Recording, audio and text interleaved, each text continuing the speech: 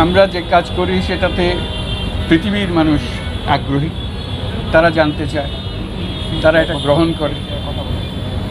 আমরা তো আর এমন না যে বিরাট কোনো ব্যবসা বাণিজ্য নিয়ে দেশ বিদেশে যাব, তা আমরা শুধু পরামর্শ দিচ্ছি, মানুষকে অনুপ্রেরণা দেওয়ার চেষ্টা করি কাজ করার জন্য, সেগুলো করি। আমার কাছে ভালো লাগে, সে অনুপ্রেরণাতে অনেক মানুষ সাড়া দেয়, সাধারণ মানুষ সাড়া দেয়, তরুণরা সাড়া দিচ্ছে, বিশ্ববিদ্যালয়ের সময় তরুণরা সাড়া দেয়, ছোট ব্যবসায়ী সাড়া দেয়, দুনিয়ার বড় বড় ঝানু ব্যবসায়ী, বহু ধনী ব্যক্তি তারা সাড়া দেয়। আমাদের তো কোনো ক্ষমতা নেই তাদেরকে বাধ্য করার জন্য, কিন্তু তারা সাড়া দেয়, তারা নিজেরাই এগিয়ে আসে। এটাই ভালো লাগে। এবং ভালো লাগে এটা বাংলাদেশ থেকে একটা আইডিয়া, একটা কনসেপ্ট, একটা কর্মকাণ্ড পৃথিবীর বিভিন্ন জায়গাতে অতি আগ্রহের সঙ্গে সেটা থাকে। এতে দেশের মানুষের মনে একটা আত্মবিশ্বাস জাগে যে আমরা একটা ফেলনা জাতি না, আমরা এমন জাতি যে দুনিয়ার সামনে একটা নমুনা দিয়ে আসতে পারি, যেটা কাজে লাগে, মানুষ গ্রহণ করে। কিছু কিছু জিনিস আমার কাছে অদ্ভুত লাগে, যে চিন্তা করি না যে কোনো দিন এরকম একটা কাজের মধ্যে জড়িত হতে পারে। যেমন প্যারিস অলিম্পিক এই আগামী জুলাই মাসে হবে,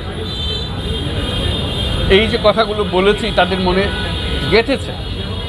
পুরো প্যারিস অলিম্পিকের ফ্রেমওয়ার্ক তৈরি হচ্ছে আমি যে সমস্ত কথা বলেছি তার আঙ্গিকে।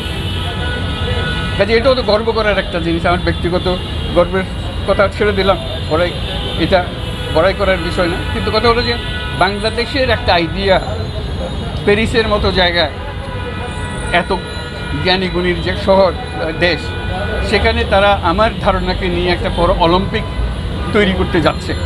সেটা কীভাবে করবে, তারা এটাকে স্বীকৃতি দেবে কি দেবে না সেটা তাদের বিষয়। এটা আমার কাছে আনন্দ হয় যেটা হচ্ছে, এবং দেশের তরুণরা উদ্বুদ্ধ হয় যে আমাদের ধারণা দিয়ে একটা একটা কর্মকাণ্ড হতে যাচ্ছে। এটাও মনে রাখার বিষয় যে প্যারিসে যে অলিম্পিকটা হচ্ছে সেটা 100 বছর পরে প্যারিসে হচ্ছে। তাদের উৎসবের সীমা নেই যে 100 বছর পরে অলিম্পিক আমাদের কাছে ফিরে আসছে। সেই 100 বছর পরে ফিরে আসা অলিম্পিককে সেই ধারণাগত কাঠামোগত জিনিসটা আসছে বাংলাদেশ থেকে। এটা একটা মহাসম্মানের ব্যাপার, এবং আগামীতে কীভাবে হবে সেটা আপনারা দেখবেন। তা আমাকে স্পোর্টস জগতের মধ্যে আস্তে আস্তে টেনে ফেলছে। আমি স্পোর্টসের মানুষ না, কোনোদিন স্পোর্টস নিয়ে কোনো কাজ করি না, কিন্তু এখন আমার স্পোর্টসের ভেতরে টানতেছে। আপনারা টোকিও অলিম্পিকে খেয়াল করেছেন, সেখানে আমাকে অলিম্পিক জগতের, স্পোর্টস জগতের সবচেয়ে বড় যে সম্মান অলিম্পিক লরেল, সেটা আমাকে দিয়েছে। এবং সারা দুনিয়ার মানুষ, কোটি কোটি মানুষ তার উদ্বোধনী অনুষ্ঠানে সেটা দেখেছে, তারা আমাকে সম্মান দিচ্ছে, আমি সেই সম্মাননা গ্রহণ করছি। এর ফলে এই জগতের সঙ্গে আমার আরেকটা পরিচয় হয়ে গেল। অলিম্পিক লরেল এ পর্যন্ত মাত্র 2বার দেওয়া হয়েছে, আমাকে একবার দেওয়া হয়েছে, আর প্রথমে আরেকজনকে দেওয়া হয়েছে, আর দেওয়া হয়নি। ভবিষ্যতে কীভাবে দেওয়া হবে সেটার জন্য একটা সিলেকশন কমিটি তৈরি হয়েছে। আমি অবাক করলাম যে আমাকে সেই সিলেকশন কমিটির সদস্য করা হয়েছে। এটাও একটা মহাসম্মান যে আমরা বসে ঠিক করব, আমি সেই কমিটিতে বসে ঠিক করব পৃথিবীর সবচেয়ে বড় সম্মাননা স্পোর্টস জগতের সেটা কে পাবে। এটা আমার একার সম্মান না, এটা আমার দেশের সম্মান। দেশের কথার উল্লেখ করতে হবে যে বাংলাদেশের সন্তান এখানে এসছে, এই কথা যাচ্ছে। আমি ফুটবল জগতের সঙ্গে কোনো পরিচিত মানুষ না, আমি ফুটবলের সঙ্গে জড়িত ছিলাম না।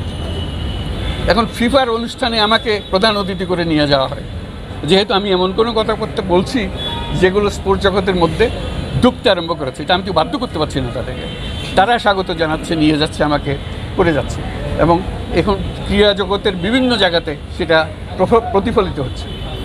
এই যে একটু আগে আমরা অপেক্ষা করছিলাম এখানে আসার জন্য, সেখানে হঠাৎ একজন বিদেশি ভদ্রলোক এসে আমার সঙ্গে দেখা করলেন, তো একটা কথা বলার জন্য যে আমি ব্যবসা করি বাংলাদেশের সঙ্গে, যিনি ভারতীয় লোক, বাংলাদেশের সঙ্গেও ব্যবসা করি, আমি বহু টাকা অর্জন করেছি, কিন্তু কিছু টাকা আমি পৃথকভাবে রেখে দিই সবসময়, এটা আমার টাকা মনে করি না। এতে বেশ বড় অঙ্কের টাকা জমা হয়েছে, আমি অপেক্ষা করছি আপনার সঙ্গে আলাপ করার জন্য, আমি কি করতে পারি এই টাকা দিয়ে। আপনার সামাজিক ব্যবসার কথা আমি শুনেছি, পড়েছি, এটা কীভাবে সামাজিক ব্যবসায় লাগাতে পারি। এই লোককে তো আমি চিনি না, এই লোকের এত টাকা সেটা খরচ করতে চায়, ব্যয় করতে চায়, কীভাবে করবে সে পরামর্শের জন্য আমার খোঁজ নিচ্ছি। আমার অফিসে যাওয়ার কথা ছিল, সে বলছে যে আমি এখানে এসে দেখা করছি, এটাই আমার জন্য যথেষ্ট, আমি সময় পেলে আবার আপনার সময় দিলে আমি আবার করব। এই যে মানুষকে, তরুণকে উদ্বুদ্ধ করা, মানুষকে উদ্বুদ্ধ করা, ব্যবসায়ীকে উদ্বুদ্ধ করা, এটা নতুন এক কতগুলো কাঠামো, যেখানে আমরা বলছি 3 শূন্যের পৃথিবী সৃষ্টি করব। মানুষ এক কথা উড়িয়ে দিতে পারতো, তা উড়িয়ে না দিয়ে সে গ্রহণ করছে, সেগুলো কাজে লাগাচ্ছে। তো এই যে কাজ করার যে একটা উঁচু লেভেলে আমরা আসতে পেরেছি এবং প্রচুর কাজ করতে পারতাম, যদি না আমরা এইসব টানাহেস্টার মধ্যে পড়ে না আছে, এই দুর্যোগের মধ্যে পড়ে আছে। এটা ঠকছে কারা? আমি কি ঠকছি? আমার ঠকার কী আছে? আমি যা করার করেছি। শেষ বয়সে যেটুকু করে যেতে চেয়েছিলাম, আমাকে সে সুযোগ দেওয়া হচ্ছে না, আমাকে নানা টানাহেস্টার মধ্যে রাখা হচ্ছে। সেটা দেশের মানুষ ঠকছে। আরেকটা নতুন কিছু করতে পারলে দেশের যে মানুষ উল্লেখ করতে, এটা বাংলাদেশ থেকে আমরা শিখেছি, সেই সুযোগটা হলো না। সেটি হলো দুঃখের বিষয়। আমি তো জানি না, আমি তো আমার কাজ নিয়ে মশগুল ছিলাম। কেউ আমার উপরে রাগ করলো, কেন রাগ করলো, এত রাগ করলো যে আমাকে কাজকর্ম থেকে বিচ্যুত করে দিতে হবে, আমাকে গ্রামীণ ব্যাংক থেকে সরিয়ে দিতে হবে, ইত্যাদি ইত্যাদি। কী সেই রাগের কারণ, সেটা আপনারা বিশ্লেষণ করুন। আমার কাছে তো একবারে অচিন্তনীয় ব্যাপার মনে হয়।